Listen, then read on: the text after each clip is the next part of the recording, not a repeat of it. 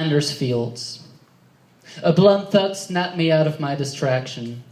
I was driving through the Belgian countryside in the small hours of the night. I pressed the brake. Only the headlights of my car glared out onto the road ahead.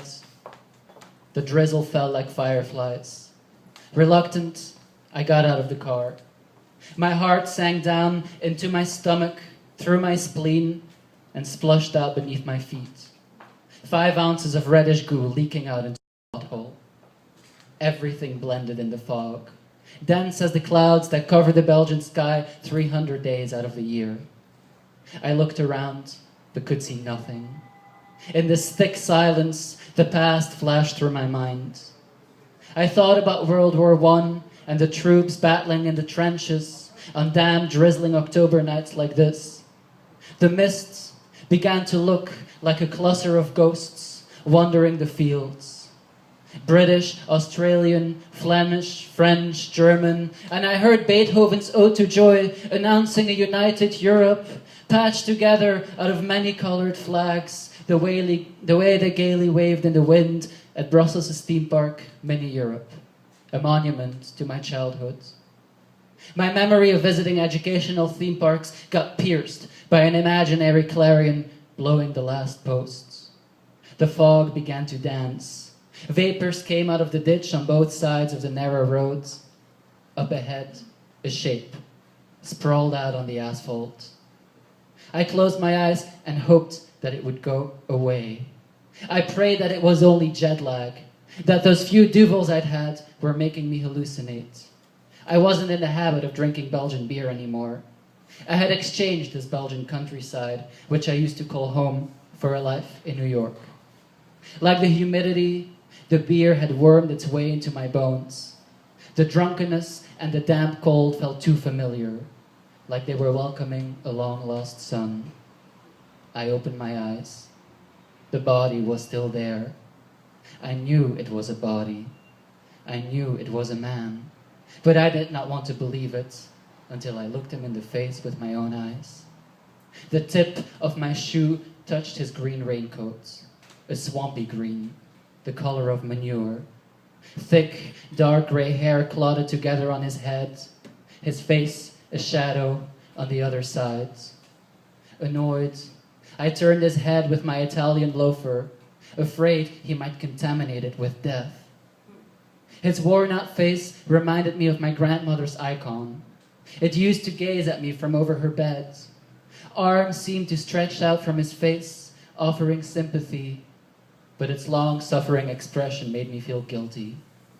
And now, this loser wanted to condemn me? What kind of a man would throw himself in front of somebody's car in the middle of the night? Someone who wants to punish others for his own misfortune. That's who. Someone who wants to be a victim so he can blame his weakness on somebody else. No, sir. I wasn't going to be dragged down into the narcissistic schemes of a self-loathing Flemish peasant who probably killed himself out of boredom but decided somebody ought to pay. I wasn't going to be that person. My American half was unable to empathize. For this pathetic act of cowardice, it could only feel contempt. He got what he deserved. The wind came on stronger. The drizzle turned to rain, making both our hair curdle together in dark clumps. I looked back at my car, at the red halo of the taillights. I didn't know how long I had been standing there, but something had to be done. I'd had enough of my visit to Belgium. I never wanted to come back. I hoped to make something of my life, to be someone. I didn't need these peasants and their overrated Belgian beer. I was happy, sipping Manhattans on my rooftop in Brooklyn with my hipster roommates, listening to Bob Dylan and Avenged Sevenfold. What did I care about Belgium and its stupid history? Nothing to do with me. I pushed it back where it belonged. A splash. The man's green raincoat blended with the water in the ditch.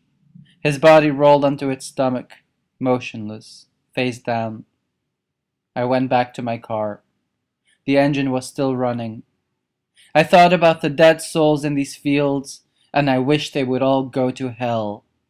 In Flanders Fields the poppies grow, was the first verse of a poem on World War I we had to learn in school. I only saw green slime and mud. I turned on Bob Dylan and drove home to my bed. I took some aspirin and fell asleep. For the longest time, my memory was a blur. I enjoyed life in New York, found a job, got promoted, and felt generally happy, until a year or so went by. My eyes fell on a poster for a new TV show, Karma.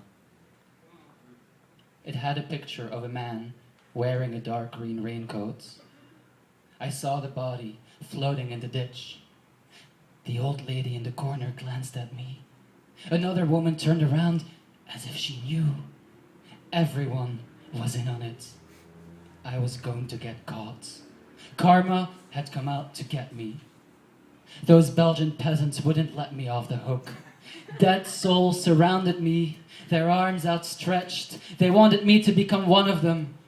I had always been one of them. Doomed from the start, linked by my blood to Flanders and its suicidal peasants. They haunted me. The next day, I began to drink cases of Duvel, the strongest kind. I started watching soccer games. I ordered DVD series of Flemish sitcoms. I went to Belgian bars, celebrated our national holiday, and sang the anthem every night before going to bed. For penitence, I cut potato fries with the blunt side of the knife and went to Mass on Sundays. I didn't hide my accent and yelled, "Belgium!" whenever someone asked where I was from. Little by little, the ghost settled as I began to disappear. My once so proud American ego became a Flemish peasant soul. At one with a people that has been vanquished, tortured, and whipped by all those nations whose brightly colored flags wave gaily in the wind at Brussels' theme park, mini Europe, a grave monument to those without identity who will only find it buried in a ditch somewhere where poppies no longer grow.